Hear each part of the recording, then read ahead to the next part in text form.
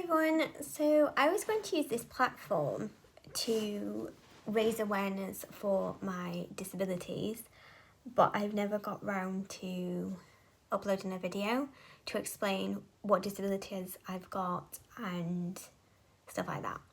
So that's what this video is hopefully going to be. It's just going to be a bit about myself, about my disabilities, but it's quite, well, what time is it? Yeah, it's nearly 11 p.m. and I've had quite a long day, so I'll probably ramble and forget what I'm talking about because I've got quite bad brain fog.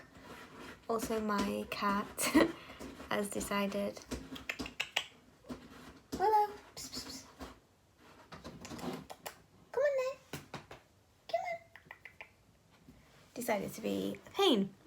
So basically, I was diagnosed about 6 years ago with FND, which is functional neurological disorder. I randomly took ill overnight. I ended up with paralysis in my legs. It took me about 2 years to get diagnosed. I had numerous tests, MRIs.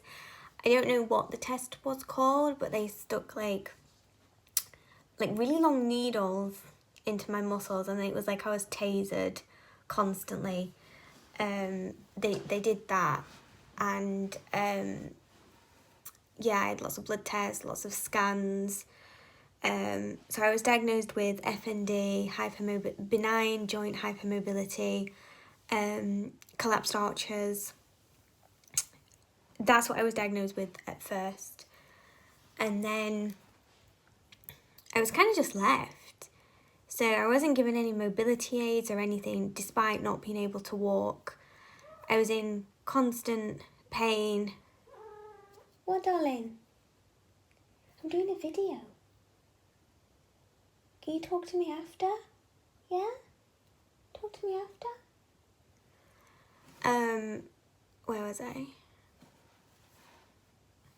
Yeah, I was in constant pain, and I ended up having to hire a wheelchair because I was basically told that I would get better if I thought positively and did this intense physio, which I did. I did everything that the neurologist, the therapist told me to do, and my symptoms never improved. I never had a break in my symptoms at all. It was then found that I also have ME, and that was when things just went really downhill, because it wasn't just, oh, my leg doesn't work. It was then this constant, really intense fatigue, and it didn't matter how much sleep I got, what I ate, I was just so tired. My body was just riddled with bruises because I was just not retaining weight, and it was just like a downward spiral, and I don't really remember half of these years because it was just constant. I was literally at the hospital every other week for appointments. I was having tests done, and eventually, when you think when you get your diagnosis, wow, yes, this is it, I'm going to get treatment, everything's going to be fine. But the illnesses that I have, getting a diagnosis is literally, it means nothing. I've been told I've got FND, and that's it. I was given a website and a link to a support group. There's no care plan, there's no action plan to say, if you do this and this and this, then this is going to happen. There's literally none of that. And when I got told about my ME, yeah, I had blood tests and things like that, but nobody can tell me why I've got ME or what really ME is. There's a list of symptoms, what's associated with ME, but they can't say ME is caused by this. There's none of that. So you're diagnosed, but then you kind of just left, and people then seem to think that means that you're going to get better, and that if you just get to bed early or do some exercise, eat healthy, do stuff like that, that you will be back to normal. And for about 8 years now, every single day I have been in constant pain. Every single day is so different. Some days I wake up and, sorry for too much information, but I have diarrhea and sickness randomly for no reason. I can be in the car with my sister and I'll be like, I need to go home, or we need to pull over because I feel like I'm going to vomit. I get really intense muscle pains. I've been under a specialist for my memory because I don't retain new information properly anymore. And one of the things that I always had was a really good memory, whereas now I don't always remember even where I am, or how I got there, because I can't remember the journey to the place I'm at now. So that's been, it's like constant. You can't plan anything or really have any sort of normality. Well, I find that I can't. I try my hardest. Anybody who knows me knows that I'm quite positive and it takes a lot to knock me down.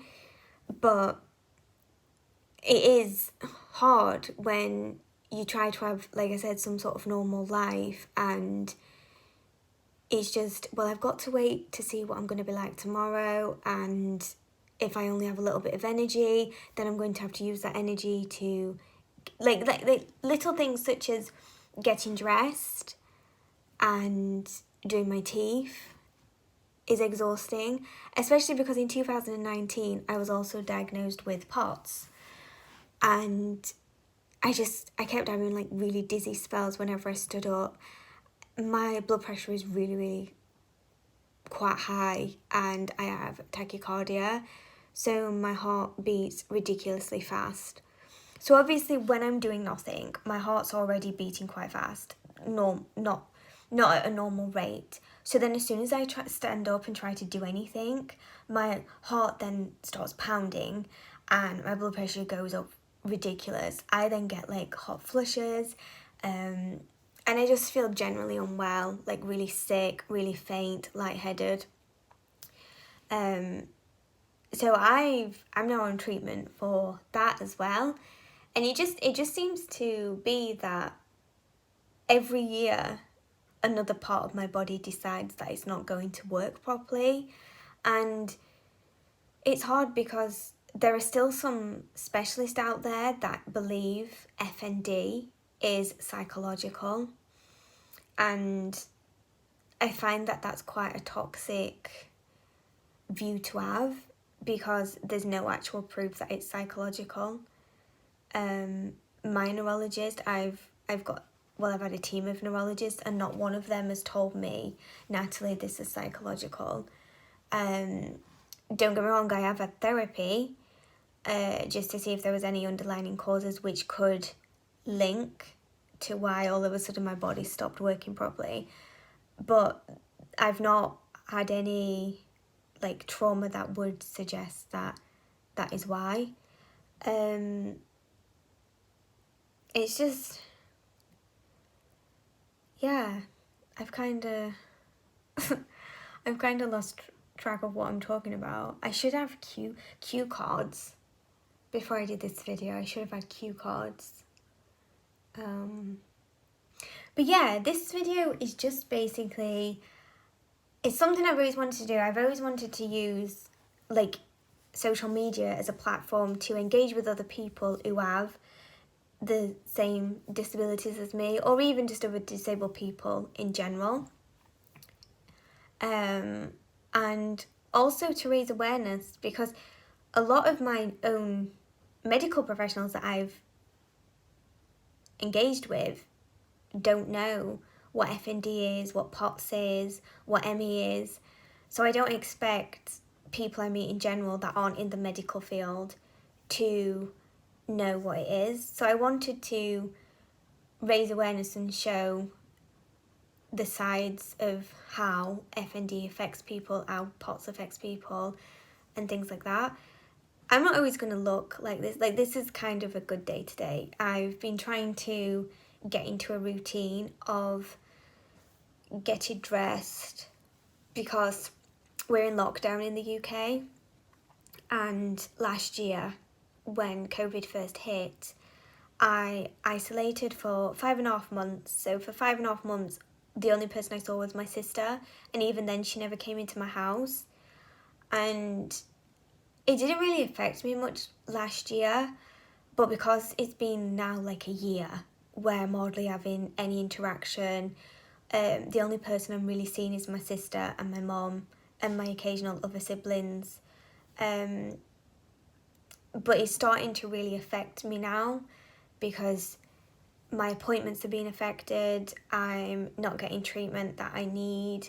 I'm getting misdiagnosed with things because it's just over the telephone. And I just think it's really starting to have an effect on my mental health because I'm usually really positive, but I'm just like, I just can't be bothered to do anything. I don't see the point because I'm just going to be stuck in my house with my cat, which I love her to bits, but some human interaction would be nice.